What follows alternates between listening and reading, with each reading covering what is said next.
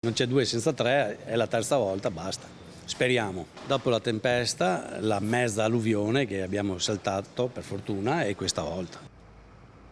Non c'è due senza tre. A Francenico, dopo l'ennesima grandinata eccezionale, si guarda al cielo e si spera al sereno. A Gaglierina, infatti, si stanno ancora contando i danni da quella violentissima dell'estate di 2 anni fa e l'ultima ha fatto riaffiorare quegli attimi di paura. Avevamo dei clienti sulla terrazza all'esterno coperta, però a un certo punto è arrivato il diluvio e siamo scappati.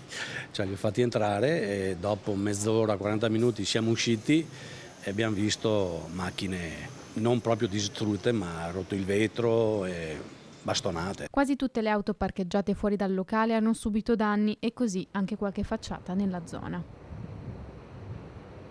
Non è andata bene nemmeno alle culture, colpita soprattutto la zona di via Palù e di strada Bocca de Cal.